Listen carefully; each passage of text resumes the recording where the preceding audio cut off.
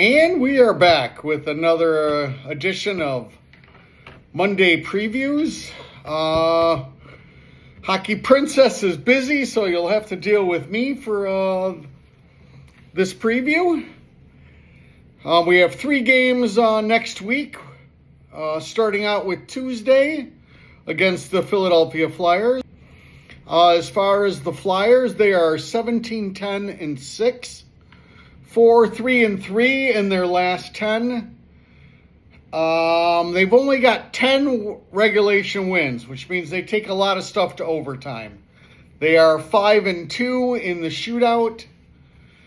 A lot due to Dvorak and Zegras on the with their shootout play. It's been a decent season for the Flyers, better than expected. You know, this is the Rick Tocchet era. They got off to a really good start. Things have kind of leveled off. One of their biggest noticeable pieces right now is Vladar, who is their goaltender. He was with Calgary like the last 3 years. He has been playing very well.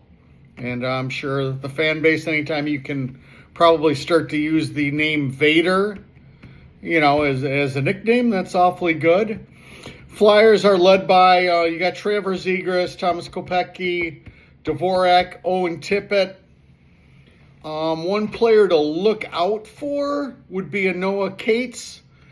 6'2", 200 pounds, a third liner, just a solid hockey player.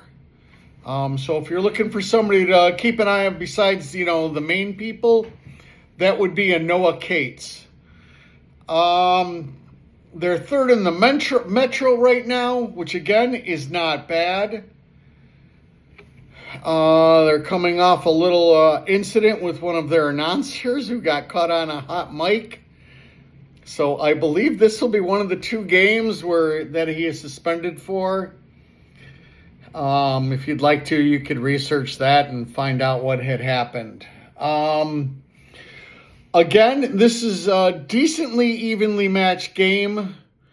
Philadelphia, their third line can do some damage. You have Noah Cates, Bobby Brink, and Michnikov, who is now playing third line minutes, who still hasn't completely figured everything out, but is a dynamic player. Philly will play physical. They will also play fast.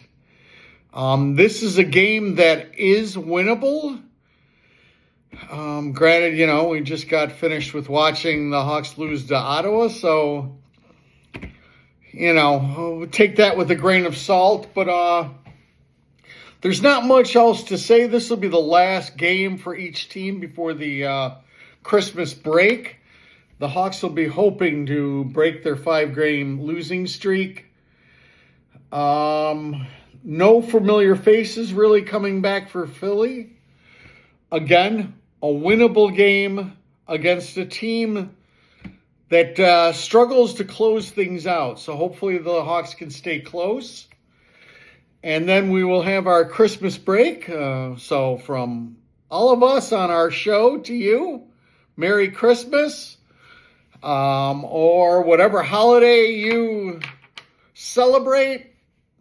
Good time to see family, give them some love. Then after the break, we will play Saturday in Dallas. Dallas Stars are one of the top teams in the league. To kind of state the difference, they have 20 regulation wins. They are 7-2-1 in their last 10. Their last game was an 8-3 shellacking that they gave the Anaheim Mighty Ducks. They're on a 3-game winning streak.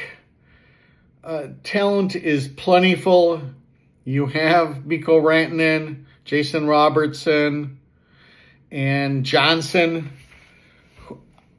Tyler Seguin is out. He will be reevaluated at the Olympic break.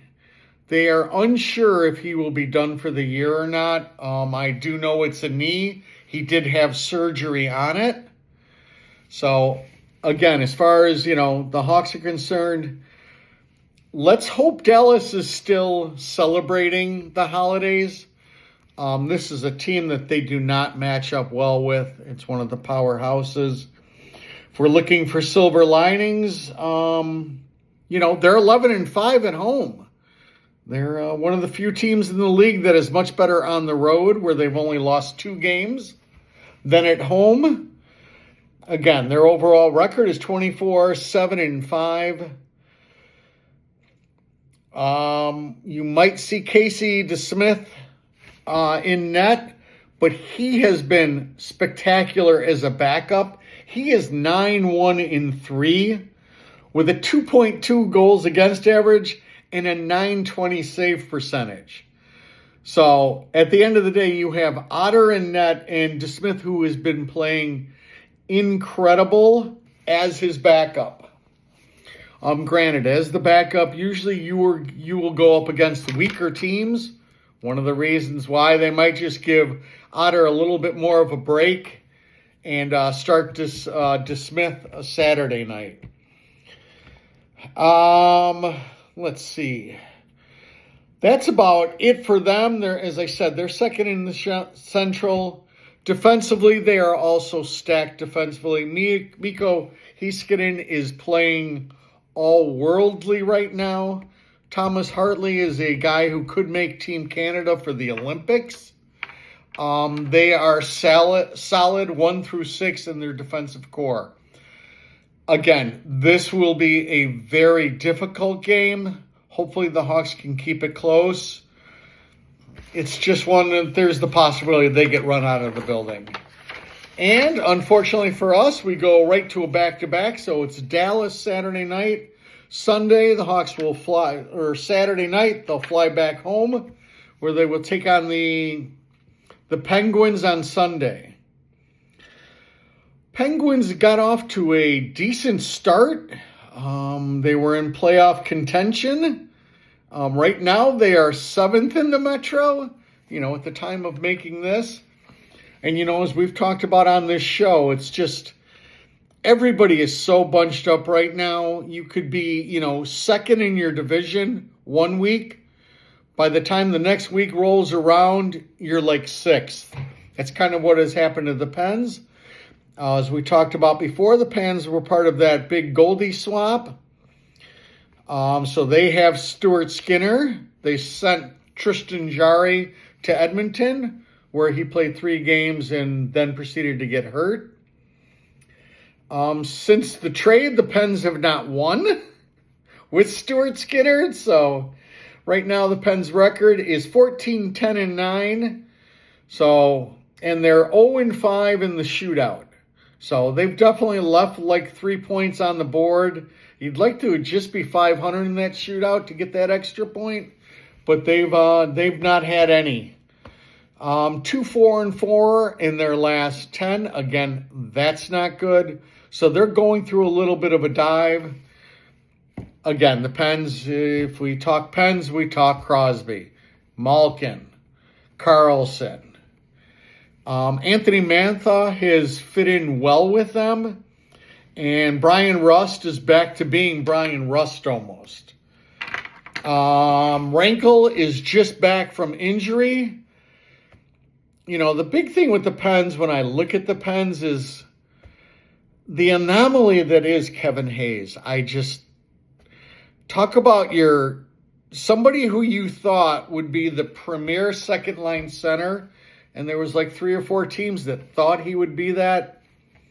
He's back to playing 10 minutes a game like he's done most of his career, and at the end of the day, it's just so confusing to me that he just is not a very good hockey player.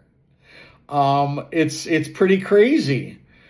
So with the Yari trade, they were hoping Sivos would be a little bit better than he is. He's 4-5. He's 4-5-6 in his games. So, with Carlson and with Letang back there, defensively you're not as sound as some other teams. You're a little bit more offensive minded. and their goaltenders have struggled to do the job. In doing a little bit of my research, I did notice that Caleb Jones is on the Pens and has played a little bit. So, also the Pens have McGordy, who's played a little bit. He's been up and down from the AHL to the NHL. Again, a game that you might think about winning if you're the Blackhawks. The whole problem with the Blackhawks, they are right now 0-6 in back-to-back games. This will be a back-to-back scenario. Let's hope they're not 0-8. Who's in net? Your guess is as good as mine. I'm hoping Skinner. Skinner just has that knack. Sometimes he can play all world, and other times it can just be some problems. So that's going to wrap it up for our Monday preview. I hope you guys have enjoyed this. Happy holidays, and we will be talking at you later.